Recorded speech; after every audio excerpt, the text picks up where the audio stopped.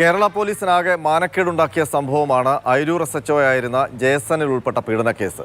POCSO കേസിലെ പ്രതിയെ police ക്വാർട്ടേഴ്സിൽ കൊണ്ടുപോയി പീഡിപ്പിച്ച സംഭവം. ഈ കേസിലാണ് ജയസനിലിനെ രക്ഷിക്കാൻ ഉദ്യോഗസ്ഥർ ഇടപെട്ട് അട്ടിമറി ശ്രമം നടത്തിയത്.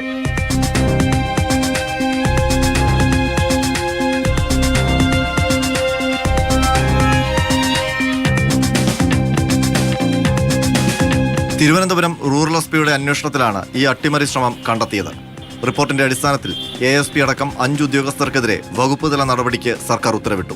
റൂറൽ SP-യുടെ അന്വേഷണത്തിൽ കണ്ടെത്തിയിരിക്കുന്ന ഗുരുതര കുറ്റങ്ങൾ ഇവയാണ്. കേസിൽ പ്രാഥമിക അന്വേഷണം നടത്തിയ അഡീഷണൽ SP ജയസനിലിന്റേത് ഗുരുതര കുറ്റമല്ലെന്ന് റിപ്പോർട്ട് നൽകി.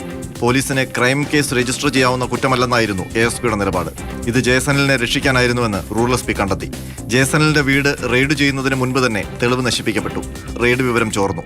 റെയ്ഡ് തീരുമാനമെടുക്കുന്ന സമയം ജയസനിലിന്റെ അഭിഭാഷകൻ റൂറൽ SP ഓഫീസിൽ ഉണ്ടായിരുന്നുവെന്നും SP-യുടെ റിപ്പോർട്ടിലുണ്ട്.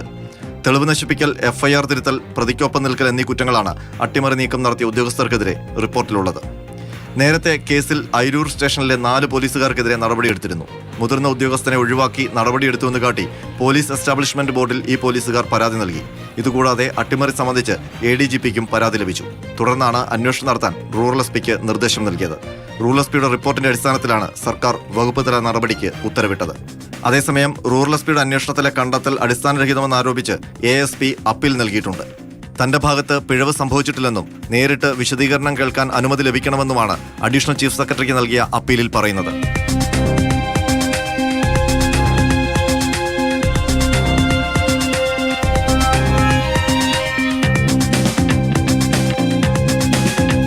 R. അനന്തകൃഷ്ണൻ, മാതൃഭൂമി ന്യൂസ്, തിരുവനന്തപുരം.